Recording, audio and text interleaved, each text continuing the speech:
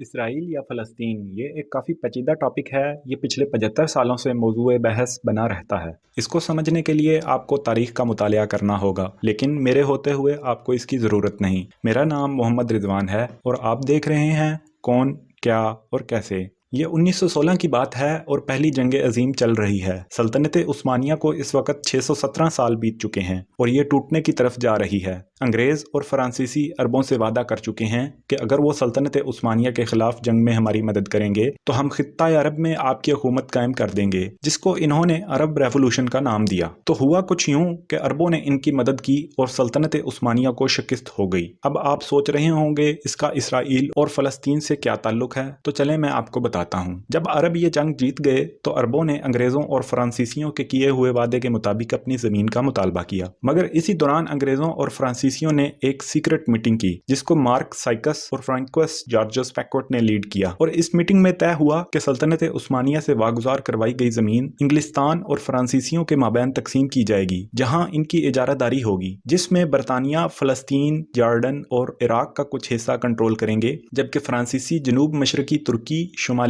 عراق، شام اور لبنان کو کنٹرول کریں گے، اور اس کو سائکوس پیکٹ ایگریمنٹ کہا گیا۔ مگر جب عربوں کو اس ایگریمنٹ کا پتہ چلا تو وہ بہت حیران ہوئے کہ ان کے ساتھ تو دھوکا ہو گیا ہے۔ وہ تو غیر عرب یعنی ترکوں کو اپنی علاقوں سے ہٹانا چاہتے تھے، لیکن انہیں کیا پتا تھا کہ وہ انگریزوں اور فرانسیسیوں کے قبضہ میں جا رہے ہیں۔ اب یہ ایک کافی لمبی داستان ہے۔ اب فلسطین پر آتے ہیں۔ چونکہ اب فلسطین پر برطانیہ کی حکومت تھی تو یورپ میں زائنسٹ موومنٹ کافی تیزی سے بڑھ رہی تھی۔ انہوں نے یورپ میں کافی لابینگ کی کہ یہودیوں کا الگ ملک ہونا چاہیے اور ان کو فلسطین میں لے جا کر بسایا جائے اور یہودیوں کا وہاں پر زمینی حق کو پوری دنیا میں تسلیم کروایا جائے۔ تو ہوا کچھ یوں کہ 1917 میں برطانیہ نے عوامی طور پر اعلان کیا کہ وہ فلسطین میں ایک یہودی ریاست کا قیام کرنے جا رہے ہیں، جس وقت وہاں مسلمانوں کی تعداد 90% سے بھی زیادہ تھی۔ دوسرے الفاظ میں برطانیہ نے یورپین زائنسٹ کو اسرائیل گفٹ کر دیا، جیسے کسی کو کیک کا ڈبہ گفٹ کیا جاتا ہے۔ اس وقت وہاں یہودیوں کی تعداد 10% سے بھی کم تھی۔ تو جب برطانیہ نے وہاں یہود کو آباد کرنا شروع کیا تو 1922 سے 1935 کے درمیان یہودیوں کی آبادی وہاں 35% تک بڑھ گئی، اور جوئش امیگریشن نے اپنی آبادی بڑھنے کی وجہ سے برطانیہ سے مطالبہ کیا کہ ان کو فلسطینیوں سے مزید زمین قبضہ کروا کے دی جائے۔ فلسطینی اس وقت بھی اپنے احتجاج کرتے رہے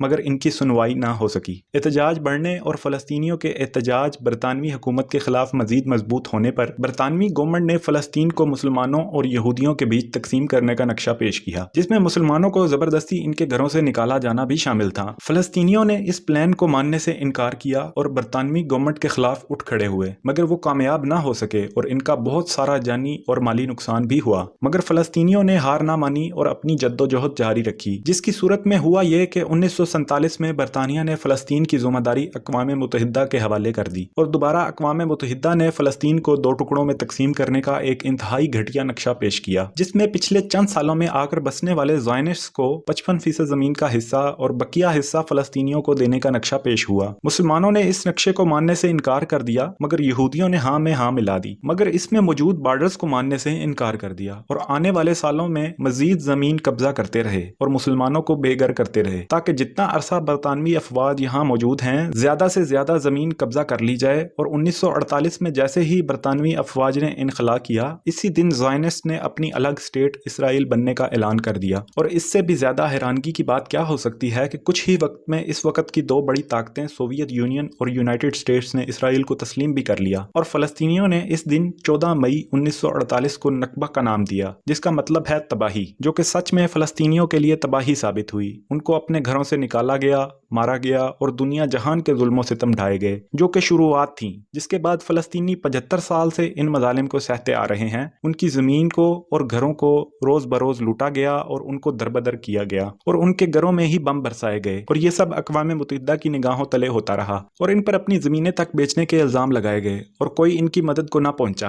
اقوام متحدہ آج بھی شہر قدس کو کنٹرول کرتی ہے، جو کہ نہ ہونے کے برابر ہے، اور آج بھی زائنسٹ بیت المقدس میں مسلمانوں پر ظلم ڈھاتے رہتے ہیں۔ میری اللہ سے دعا ہے کہ اللہ فلسطینیوں کے لیے آسانی پیدا کرے، آمین۔ امید ہے آپ کو ہماری یہ ویڈیو معلوماتی لگی ہوگی۔ مزید ایسی ویڈیوز دیکھنے کے لیے ہمارا چینل سبسکرائب کریں۔ شکریہ۔